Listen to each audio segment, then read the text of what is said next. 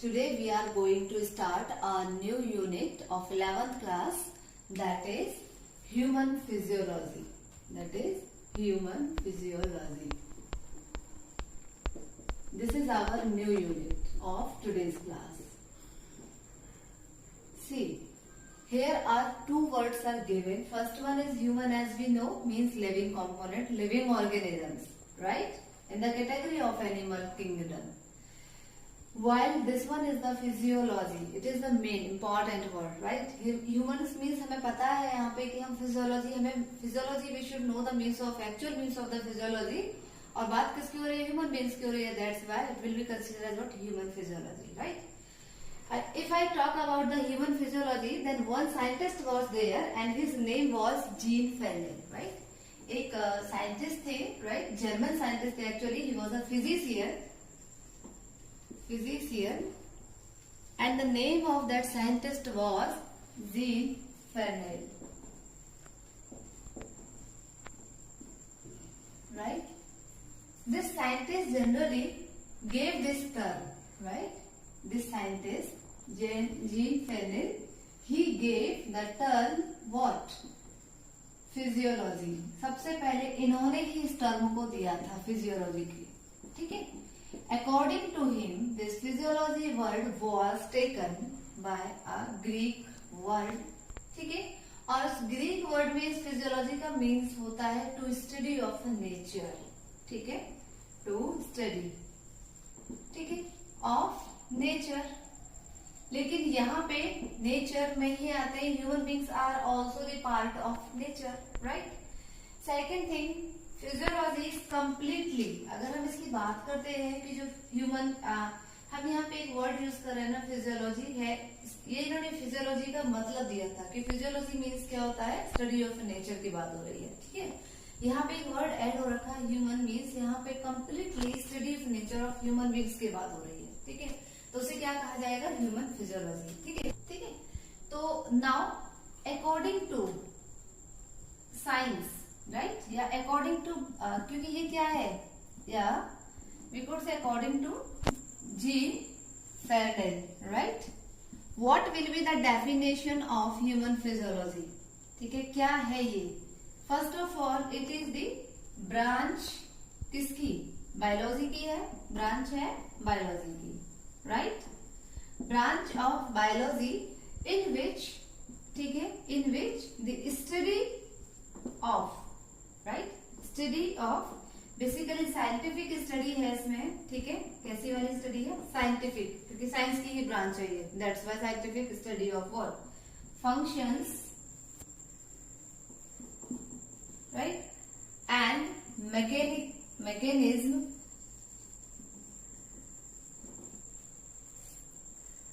of living organisms, so it will be considered as what? Human physiology. Scientific study है functions की and mechanism की of living organisms की.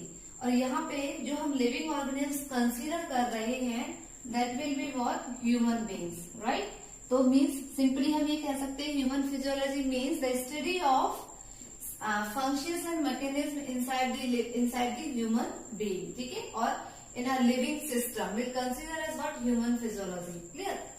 अब हम बात करते हैं कि what will be the main focuses. Human physiology की ही हम बात करेंगे कि यहाँ पे जो human physiology होगा उसके main focus किस किस पर रहेंगे, ठीक है. Here we could write what will be the main focuses in human being, right? Main focus is in human being, ठीक है. कि क्या क्या यहाँ पे जो फोकस रहेंगे ह्यूमन बींग्स के, ह्यूमन फिजियोलॉजी के inside the human beings. See they will be, क्या रहेगा? सबसे पहले हम यहाँ कहेंगे complete organism, right. Complete organism पर इसका फोकस रहेगा, ठीक है. कंप्लीट ऑर्गेनिज्म के अलावा ऑर्गन सिस्टम पर फोकस रहेगा. किस पर? ऑर्गन सिस्टम पर फोकस रहेगा. And then later on only one organ, और वी कुड से ऑर्गन्स पर, राइट. सिंपली हम ये कह सकते हैं सिंगल एक ऑर्गन पर फोकस रहेगा, राइट. एंड देन सेल पर फोकस रहेगा एंड बायो मॉलिक्यूल्स पर भी फोकस रहेगा एंड बायोमोलिक्यूल्स। ठीक है, तो ये एक सेल जो बायोलॉजी है उसमें हम पढ़ते हैं कि किस तरीके से एक ह्यूमन बींग्स का फॉर्मेशन होता है। Then we know very well these biomolecules are the essential parts to form a cell, right? And whenever the grouping of cell will be there, then they will they will be formed into they will form what, tissues, right? And tissue will form organ, then organ will together, whenever they will be having the togetherness, then they will form the organ system, and then later on the complete organism will be formed, right? So in the same pattern, human physiology focuses in the human beings mainly on these aspects, right? Complete organism means complete human beings के बारे में भी हमें बताती है। एक हम organ system की बात कर सकते हैं, right? Means this also have a focus on the organ system, then only about the single organ, then about the cell and the biomolecules also, right? Now, now the classification, and we could say how many the different branches of physiology. It is what, human physiology, and we had just discussed about the physiology only, right? Physiology का means होता है study of nature, and human beings are also the part of nature, right? So here we are discussing about the classes of physiology, right? Simply classes. So what will be the different types? We could say the different classes of physiology, right? So first one is, we could say physiology where it can be used. It can be used in the field of medicine. So the medicinal physiology. It will be what? Medical physiology we could say, and medicinal or medical physiology, right? Now the second one is another type of branch of physiology. That one is that completely relate with the study of animals, right? Means study of nature of animals. So that will be considered as what? Animal physiology. So human physiology is the branch of this animal physiology. And same will be the case of another plant, right? So that will be considered as what? Plant physiology, right? And same means either they are the animal or they are the plant, but they will be consisted by the cell. So cell will be the structural, basic, fundamental unit of their formation. So next one will be known as, will be concerned about the cell physiology, right? Cell के बारे में simply. Although it is a part of, we could say कि हम यहाँ पे cell physiology को complete study करते हैं cell biology के अंदर में, but it's a brief related with them only. ठीक है? Now the fifth one is, here I'm writing this another type, only last type, that is what? Comparative physiology. This is what? Comparative physiology, right? So comparative physiology has another two type of branches, and these two branches will be known as, first one is evolutionary physiology, and while first one is evolutionary physiology.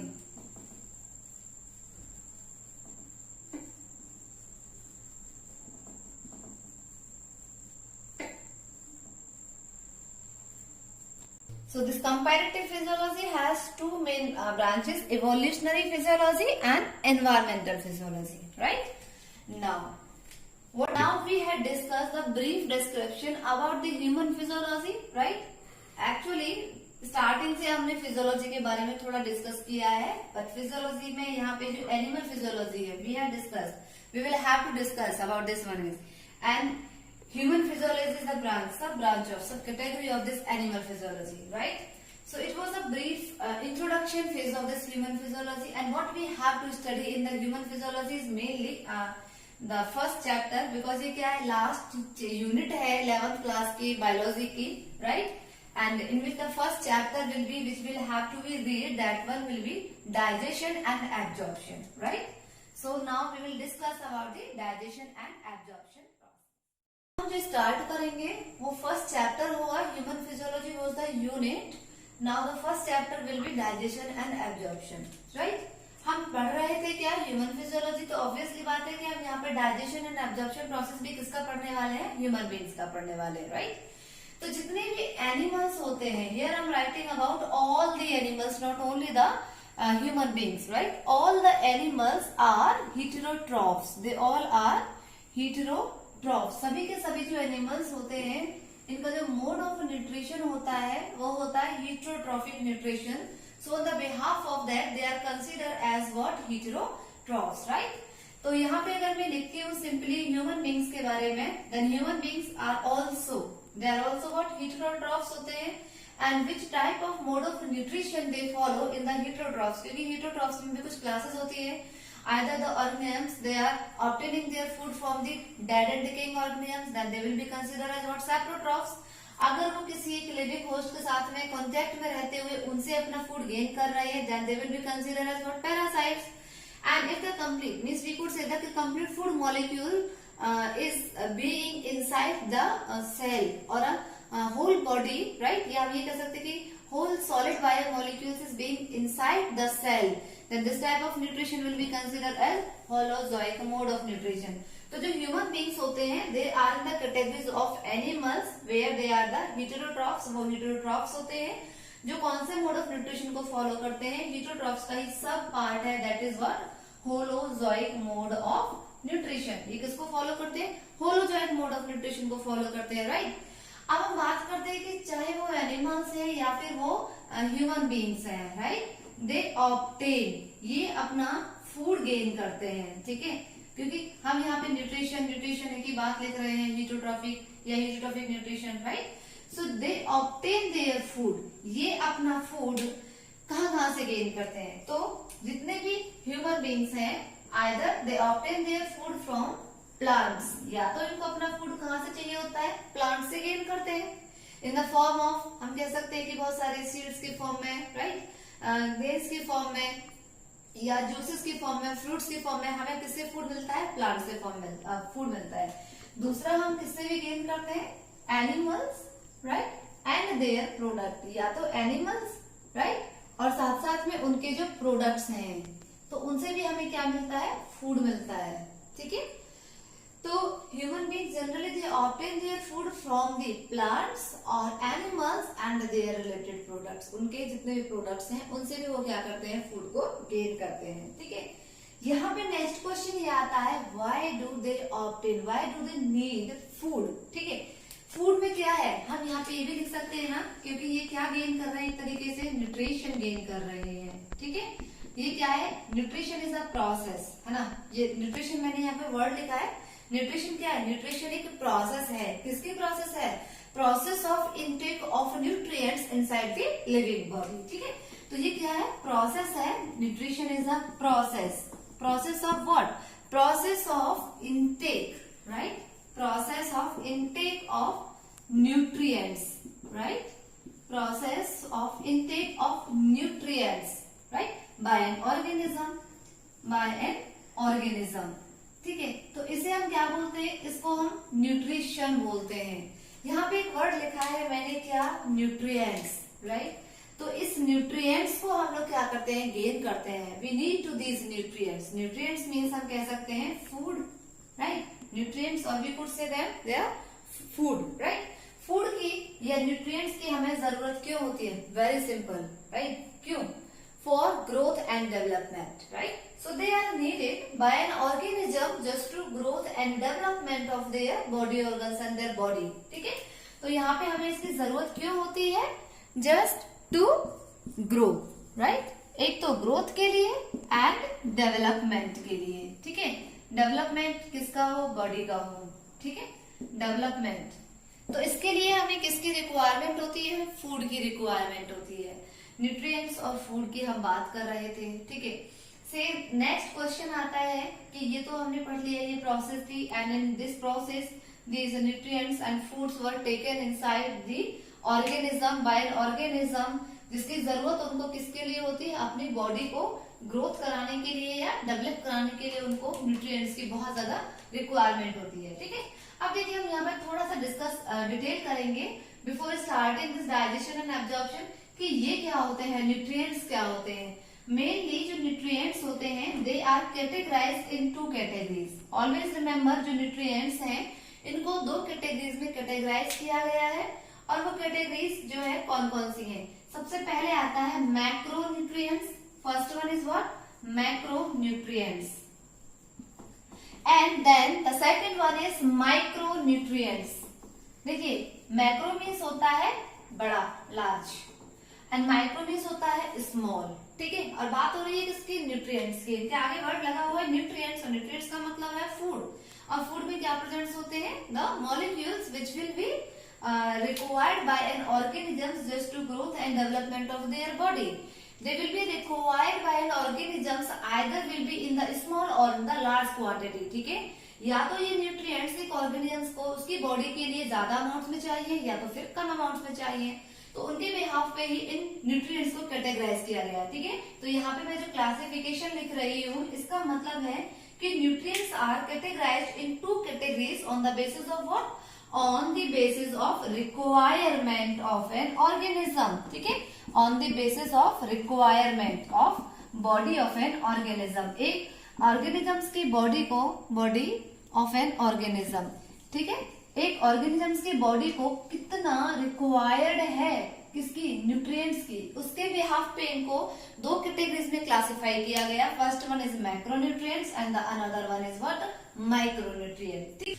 तो macronutrients है, यहाँ पे हमने classify किया है on the basis of requirement of nutrients, right, of an organism. उसकी body के according उसको कितने रिक्वायरमेंट्स है न्यूट्रिएंट्स की, उसके बिहाफ पे कैटेगराइज किया गया है। देखिए, macro means large and nutrients means यहाँ पे ये क्या है, requirement of nutrients in large amount, ठीक है, या मैक्रो मतलब बड़ी। तो यहाँ पे क्या है, रिक्वायरमेंट जो है इनकी किसमें है, एक बड़ी क्वांटिटी में है, ठीक है, इन लार्ज क्वांटिटी, ठीक है। तो ये कौन से वाले न्यूट्रिएंट्स हुए, मैक्रोन्यूट्रिएंट्स। वही हम माइक्रोन्यूट्रिएंट्स की बात करेंगे। देन ये कौन से न्यूट्रिएंट्स होंगे, इनकी जो रिक्वायरमेंट होगी बॉडी को, राइट, रिक्वायरमेंट जो होगी बॉडी को वो किसमें होगी, इन स्मॉल क्वांटिटी, ठीक है। इनकी जो हमें जो रिक्वायरमेंट है वो किसमें होगी, स्मॉल क्वांटिटी में होगी। Such type of nutrients will be considered as what, micronutrients, ठीक है। अब देखिए, मेनली जो न्यूट्रिएंट्स होते हैं ना, ये कितने टाइप्स के हैं, हमने 2 में पढ़ लिए, ठीक है। लेकिन नाउ दिस माइक्रो जो मैक्रोन्यूट्रिएंट्स हैं, ये कितने टाइप्स में क्लासिफाई होते हैं, they are classified into 5 types, while जो माइक्रोन्यूट्रिएंट्स हैं, they are classified into 2 types. तो इन दोनों को मिलाकर के जो न्यूट्रिएंट्स बनते हैं जनरली, वो कितने टाइप्स के बनते हैं, 7 टाइप्स, ठीक है। तो न्यूट्रिएंट्स आर कैटेगराइज्ड, मेनली हमने सिर्फ बिहाफ पे कि ज्यादा अमाउंट ऑफ न्यूट्रिएंट्स है या कम अमाउंट ऑफ न्यूट्रिएंट्स है बाय एन ऑर्गेनिजम्स बॉडी की, उसको कितनी रिक्वायरमेंट है, उसके बिहाफ पे 2 कैटेगरीज में थे। लेकिन total overall nutrients are mainly of 7 type nutrients, in which 5 types come in the category of macro, while the 2 types come in the category of micronutrients, ठीक है। अब हम डिस्कस करने जा रहे हैं कि वो जो 5 न्यूट्रिएंट्स हैं, जो मैक्रोन्यूट्रिएंट्स के पार्ट है, वो कौन कौन से हैं। देखिए, यहाँ पे आई एम राइटिंग, फर्स्ट इज, सबसे ज्यादा जो क्वांटिटी में रिक्वायरमेंट होता है वो है कार्बोहाइड्रेट, ठीक है। हाई एनर्जी यील्डिंग न्यूट्रिएंट्स होते हैं, ये मॉलिक्यूल होते हैं। कार्बोहाइड्रेट के बाद में सेकंड हाईएस्ट जो एनर्जी यील्डिंग मॉलिक्यूल्स होते हैं, फैट्स होते हैं। उसके बाद में प्रोटीन्स आते हैं, ठीक है, प्रोटीन्स। इसके बाद में जो 4th कैटेगरी आती है, दैट इज फाइबर्स, राइट। ये किस में आते हैं, फाइबर्स में आते हैं, जो हम फ्रूट्स यानी कि जो रॉ वेजिटेबल्स या रॉ फ्रूट्स होते हैं, जिन्हें हम सैलेड्स बोलते हैं, उन वो इस कैटेगरीज में आते हैं, फाइबर्स, ठीक है, FI। इसके बाद में जो नेक्स्ट है, फिफ्थ इज वाटर, ठीक है।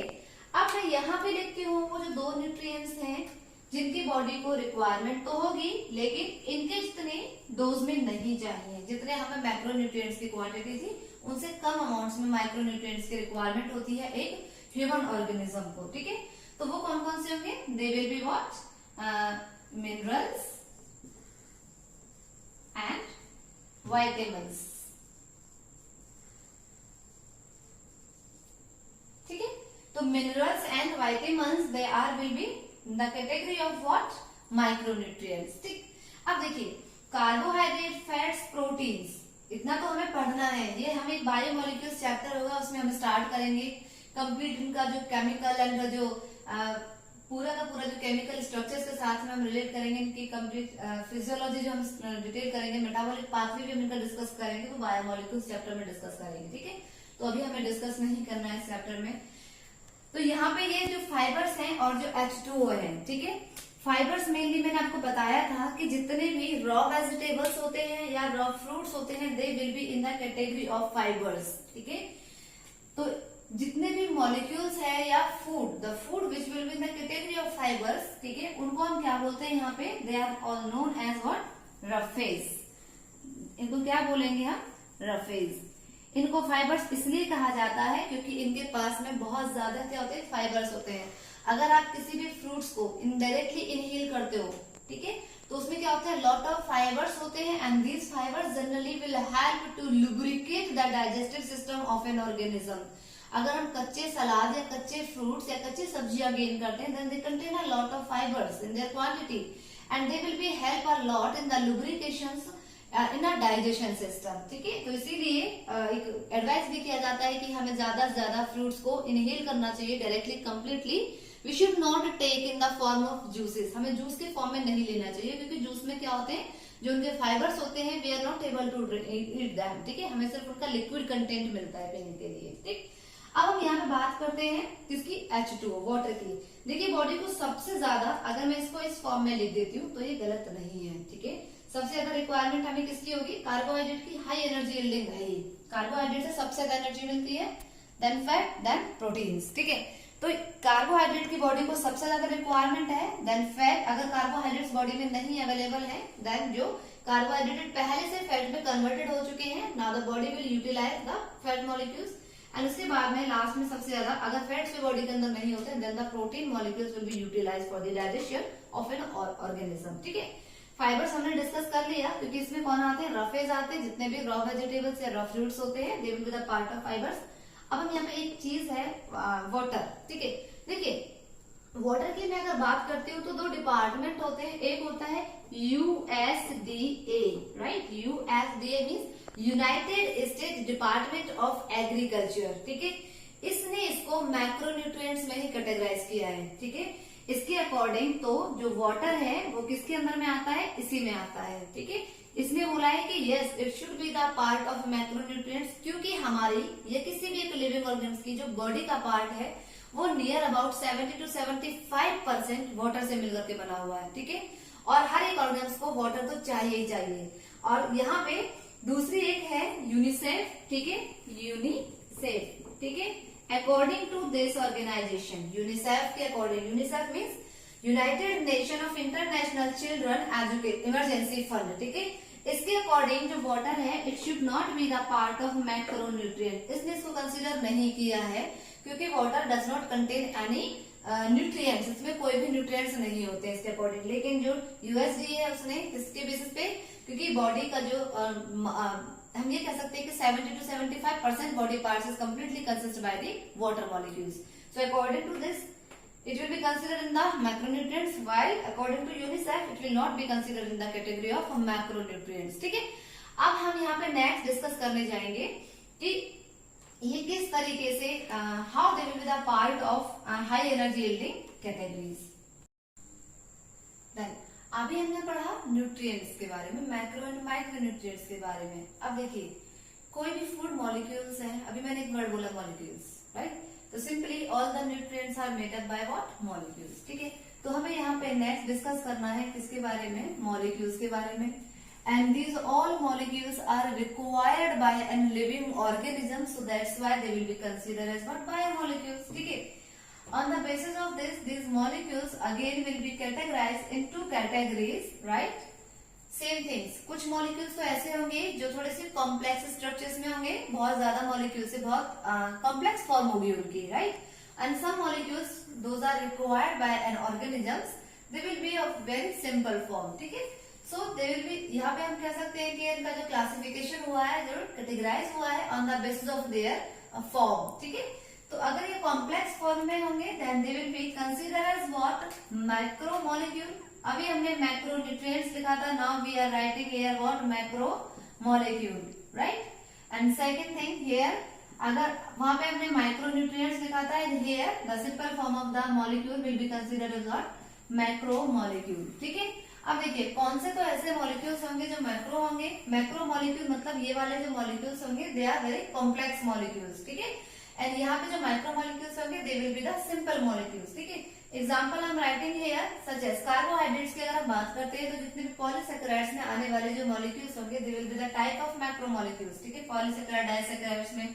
तो यहाँ पे हम लिख सकते हैं in the case of example suppose starch, cellulose, glycogen, right, glycogen, gluten protein होती है जो एक that is present in the wheat, ठीक है, etcetera, they all are the type of macromolecules. Here हम writing the micromolecules, those are very simple form, ठीक है, in very simple जो उनका अरेंजमेंट होता है। जैसे कि अगर यहीं पे हम स्टार्च की बात करते हैं तो स्टार्च कॉम्प्लेक्स फॉर्म है, तो उसके सिंपल फॉर्म की अगर हम बात करते हैं तो वो क्या होंगे, जैसे ग्लूकोज, राइट, तो ग्लूकोज है। ऐसे प्रोटीन मैंने लिखा था तो प्रोटीन की भी सिंपल फॉर्म क्या होगी, अमाइनो एसिड्स, ठीक है, तो ये क्या होगी, अमाइनो एसिड, राइट। ऐसे ही अगर हम फैट्स की सिंपल फॉर्म की बात करते हैं तो वो क्या होगी, ग्लिसरॉल्स होगी, ठीक है, एक्सेट्रा। तो यहाँ पे ये क्या है, इनके सिंपल फॉर्म है इन माइक्रोमोलिक्यूल्स का, और ये क्या है, एग्जांपल है मैक्रोमोलिक्यूल्स के। देखिए जो मैक्रोमोलिक्यूल्स होते हैं they can not be directly utilized by an organism in their original form, while the micromolecules they can be directly engulfed by an organism in their original form। हम ये कह सकते हैं कि यहाँ पे ये जो उनकी फॉर्म है, जो बॉडी है, चलिए ऑर्गेनिजम्स तो उनको ले सकता है, हम लोग आटा चावल दाल सब कुछ एक साथ खा सकते हैं, ठीक है, लेकिन दैट डिपेंड्स कि हमारे जो बॉडी सेल्स होंगे अब वो उनको किस तरीके से यूटिलाइज करेंगे, ठीक है। तो यहाँ इन the case of macromolecules body जो होगी, ठीक है, body can not be what, can not take, right, cannot you could say the cannot take with the one, ठीक है, cannot take or utilize, ठीक है, और utilize in their original form। आया समझ में, ठीक है, ओरिजिनल फॉर्म में बॉडी उनको न तो ले सकती है न ही उनको यूटिलाइज कर सकती है, तो इन्हें हम क्या कहते हैं, मैक्रोमोलिक्यूल्स कहते हैं। लेकिन यहाँ जो सिंपल मॉलिक्यूल्स होते हैं बॉडी कैन बी, ठीक है, कैन इजीली अपटेक, ठीक है, या intake in their original form, ठीक है। तो ये क्या है, ये है माइक्रोमोलिक्यूल। देखिए बॉडी जो माइक्रोमोलिक्यूल्स होते हैं ना, इनको इजीली वो क्या कर सकती है, एब्जॉर्ब कर सकती है, अपनी बॉडी के अंदर में इजीली ले सकती है, उसे तो हमने माइक्रोमोलिक्यूल नाम दिया। लेकिन जो यहाँ पे मैक्रोमोलिक्यूल से बॉडी ने इनको डायरेक्टली यूटिलाइज नहीं किया है, नहीं तो उनको इंटेक किया है इनसाइड द मतलब कंप्लीट बॉडी के अंदर में। क्यों नहीं कर रही है बॉडी इनको डायरेक्टली यूटिलाइज, ठीक है, क्योंकि ये कैसे है, कॉम्प्लेक्स मॉलिक्यूल्स हैं, और हमारे जो सेल्स होते हैं वो बहुत सिंपल मॉलिक्यूल से मिलकर के बने होते हैं, ठीक है। और जो सेल्स होते हैं they just know only the simple form of the food और द मॉलिक्यूल्स, ठीक है। तो यहाँ पे ये इनके ओरिजिनल फॉर्म में तो नहीं जा सकते, लेकिन किसी फॉर्म में तो जाएंगे ना। तो first of all now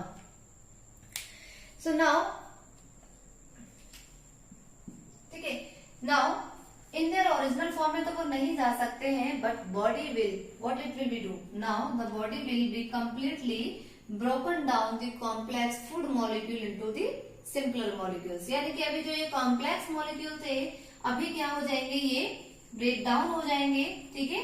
body will utilize, original form में तो यूटिलाइज नहीं किया ना, body will utilize first of all by utilize by the break down, ठीक है, break down of what, complex. Body इनको क्या करेगी, सबसे पहले जो इनकी कॉम्प्लेक्स फॉर्म होगी, ठीक है, उस कॉम्प्लेक्स फॉर्म से इनटू सिंपलर फूड में क्या करेगी, कन्वर्ट करेगी इनटू सिंपल फॉर्म, ठीक है। यहाँ पे ऐसा नहीं होगा, ठीक है, यहाँ पे तो डायरेक्टली क्या हो सकते हैं, इजीली यूटिलाइज हो सकते हैं। हाँ, इन the case of catabolic reaction जैसे कि ग्लूकोज है, और ग्लूकोज का अगर ब्रेकडाउन होगा तो फिर क्या बनेगा, उसमें पायरुविक एसिड या लैक्टिक एसिड का जो फॉर्मेशन होगा that will not be the part of digestion, that will be the part of metabolic pathway, ठीक है। तो यहाँ पे मैंने जो ये वर्ड लिखा है कि break down of complex form, right, complex form of what, molecules into the simpler form, ठीक है। इसी प्रोसेस को क्या कहा जाता है, इसी प्रोसेस को कहा जाता है digestion. Now we come on our main topic that is what, digestion. तो डाइजेशन का मीन्स क्या हुआ, बॉडी ने जितने भी ये कॉम्प्लेक्स फूड मॉलिक्यूल्स थे, body cells they don't know how they will have to be utilized first of all the body cells will convert all the complex form of the molecules into the simple food molecules, and this process of conversion of complex food molecule into the simple food molecules, it will be considered as what? Digestion. तो हमें start क्या करना है? Digestion. ठीक है, तो digestion की definition क्या होगी? डेफिनेशन ऑफ डाइजेशन या तो आप ये भी लिख सकते हैं, and either you may write, यहाँ पे आप क्या लिख सकते हैं? The process in which the complex food molecules are being to be converted into the simpler food form of molecules will be considered as what? Digestion. ठीक है, और you may write conversion of complex food molecules into simple molecules. ठीक है, simple food molecule.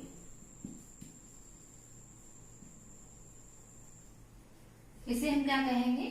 Digestion कहेंगे. ठीक है, digestion जो process होती है दैट इज या वो सिस्टम जिसके अंदर में ये प्रोसेस कंप्लीट होती है. ठीक है, the system will be known as what? Digestive system. ठीक है, तो वो सिस्टम जिसके अंदर ये डाइजेशन प्रोसेस कंप्लीट होती है, the system is known as what? Digestive system. उस सिस्टम को हम क्या कहते हैं? Digestive system. अब हमें क्या पढ़ना है? Now we'll have to discuss the process of digestion. इस डाइजेस्टिव सिस्टम के अंदर में वो प्रोसेस कैसे होती है, और जो ये डाइजेस्टिव सिस्टम है ये कितने ऑर्गन से मिलकर के बनाता है. हमें पता है ना कि सेल से मिलकर टिश्यूज बनते हैं, टिश्यूज से फिर ऑर्गन्स बनते हैं, ऑर्गन से फिर ऑर्गन सिस्टम बनता है. तो ये एक डाइजेस्टिव सिस्टम क्या है? एक ऑर्गन सिस्टम है. तो यहाँ पे क्या होंगे? Various organs will be involve to make this. ठीक है, तो हमें उन ऑर्गन्स के बारे में और उससे पहले हमें कि वो कौन कौन सी जो प्रोसेस है जो डाइजेशन को कंप्लीट कराती है, will have to discuss now. Right, तो अब हमें क्या डिस्कस करना है? Process of digestion. ठीक है, प्रोसेस ऑफ डाइजेशन. ठीक है, देखिए अगर हम डाइजेशन प्रोसेस के स्टार्टिंग के जो फर्स्ट कॉमन जो प्रोसेस है उनको डिस्कस करते हैं, देन डाइजेशन प्रोसेस. ठीक है, कंप्लीट होता है डाइजेस्टिव सिस्टम में, और डाइजेस्टिव सिस्टम क्या होती है वो हम अभी थोड़ी देर डिस्कस करेंगे. उससे पहले हम क्या करने जा रहे हैं? प्रोसेस को. ठीक है, process of digestion mainly involves right in 5 stages. ठीक है, और वो स्टेजेस जो 5 स्टेप्स है वो कौन कौन से? सबसे पहला जो स्टेप है that is what? Ingestion. Right, ingestion. Second step that is what? Digestion. Right, and the third one is what? Absorption. And the fourth one is assimilation.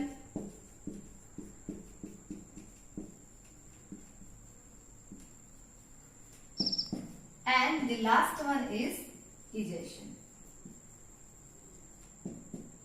देखिए ये टोटल 5 स्टेप्स हैं जिनमें डाइजेशन पूरा कंप्लीट हो जाता है. ठीक है, सबसे पहले यहाँ पे जो स्टेप है वो क्या है? इंजेक्शन. ठीक है, इंजेक्शन का मतलब होता है एंट्री होना. ठीक है, किसकी? फूड की.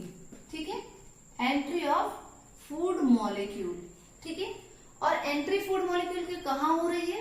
इन दी एलिमेंट्री कैनाल. और एलिमेंट्री कैनाल क्या है? डाइजेस्टिव सिस्टम है. तो हम यहाँ पे ये भी लिख सकते हैं कि entry of the food molecule in the digestive system. तो उसे हम क्या बोलते हैं? इंजेक्शन बोलते हैं. ठीक है, ये जो इंजेक्शन है it is mainly of 2 types. ठीक है, जो इंजेक्शन होगा वो 2 फॉर्म्स में हमें देखने को मिलता है. ठीक है, सबसे first is what? Macrophagy, and the second one is microphagy. Microphagy. Right, देखिए macro same again large, phagy means होता है एनगल्फ. ठीक है, और एनगल्फ का मतलब इनहेल कर जाना. ठीक है, जो मैक्रोफेगी है वो किसमें देखने को मिलता है? हमें जितने भी हमारे हायर एनिमल्स होते हैं. ठीक है, macrophagy occurs in the higher animals. यानी कि जो मोड ऑफ इंजेक्शन है वो हायर एनिमल्स में कौन सा होता है? मैक्रोफेगी होता है. ठीक है, the mode of injection in the higher animals ठीक है is known as what? Macrophagy. वहीं पे अगर हम बात करते हैं माइक्रोफेगी किसमें देखने को मिलेगा हमें? लोअर एनिमल्स में. ठीक है, यहाँ लोअर ऑर्गेनिज्म, ठीक है।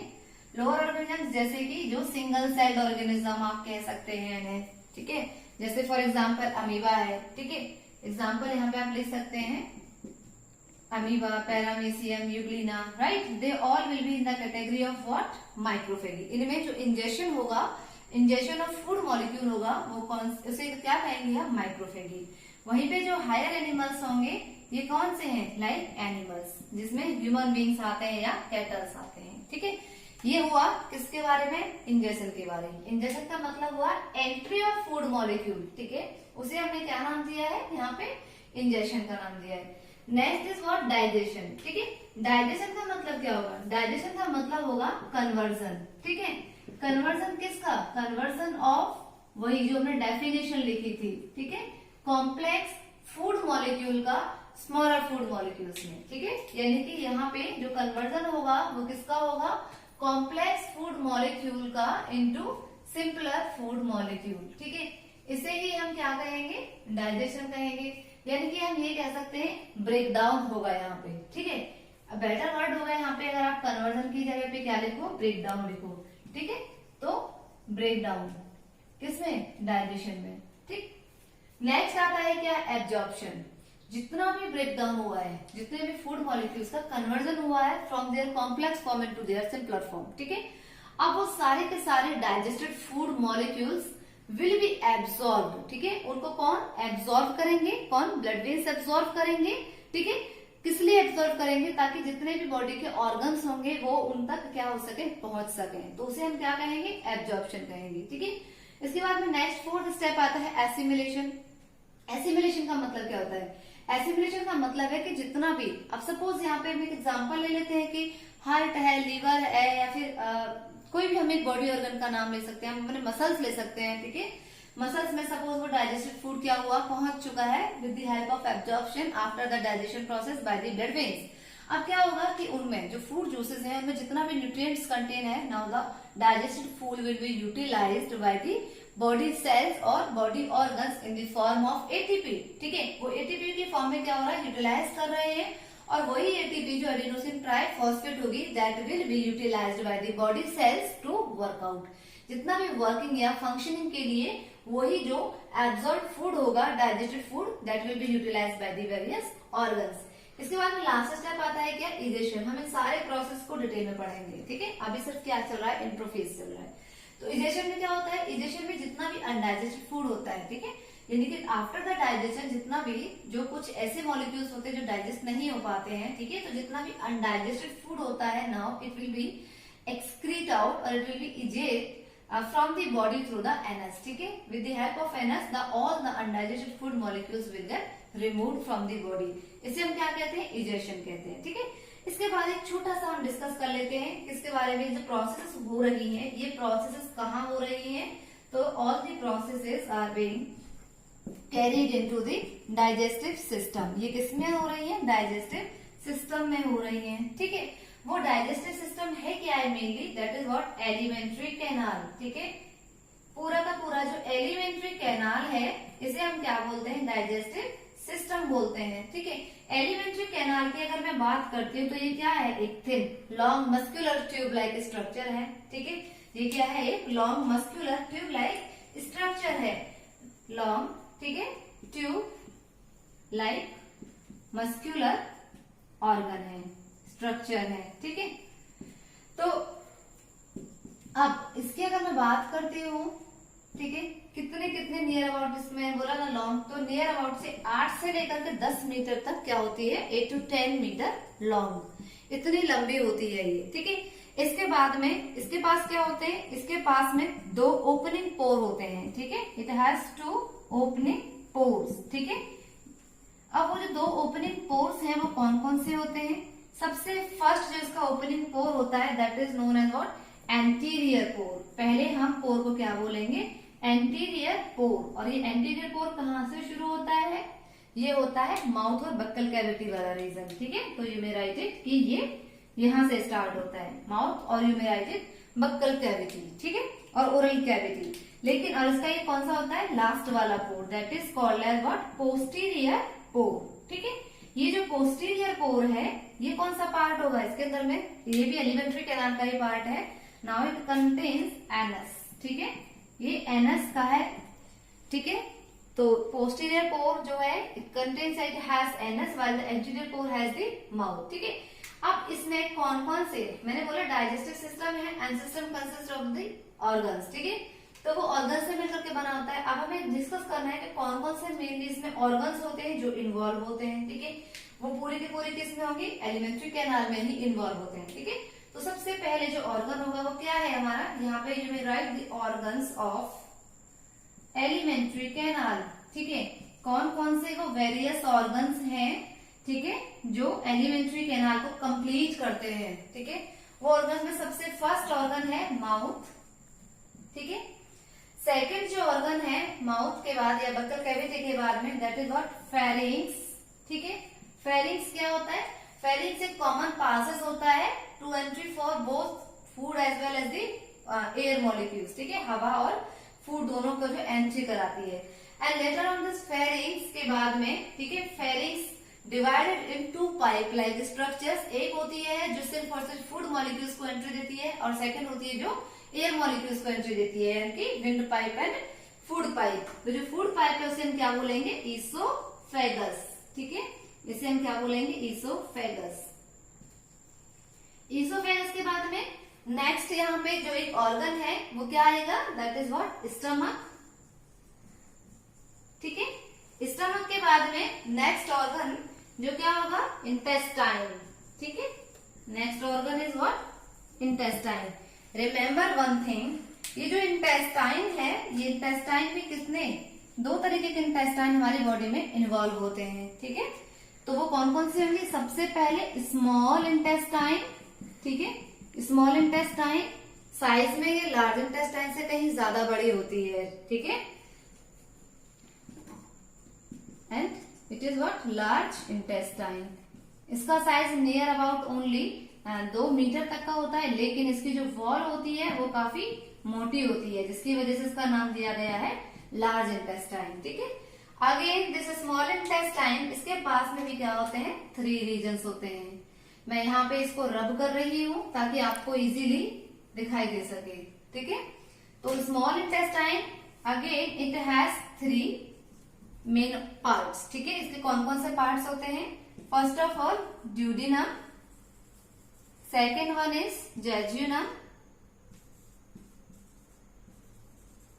and the third one is ileum. We will discuss all these parts in detail. While जो large intestine है, it has again 3 main parts. इसके भी कितने parts होते हैं, 3, ठीक है। और वो 3 main parts कौन कौन से होते हैं, सबसे पहले कोलोन, ठीक है, कोलोन। और ये कोलोन जो होता है वापस से इट हैज 3 अनदर पार्ट्स, इसके भी 3 पार्ट्स होते हैं, ascending colon, descending colon and transverse colon, only on the basis of the position of their, ठीक है। इसके बाद में rectum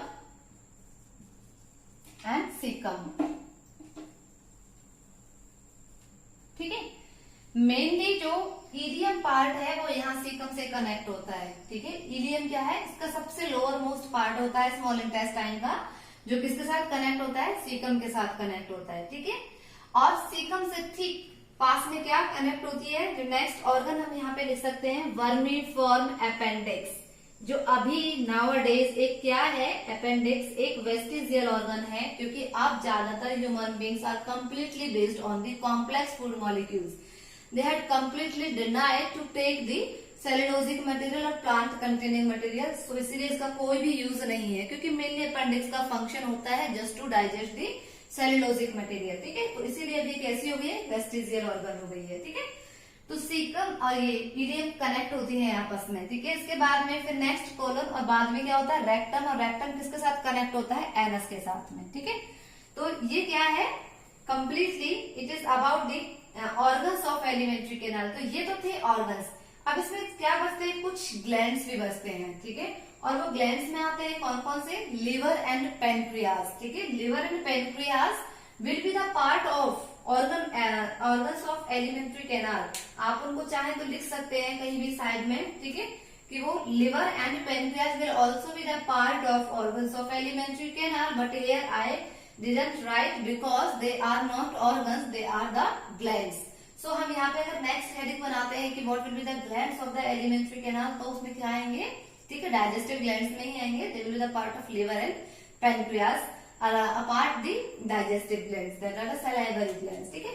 So it was all about the process of digestion along with the organs that are involved in the alimentary canal in a brief only. Now we'll have to discuss in detail one by one in the another class. Thanks.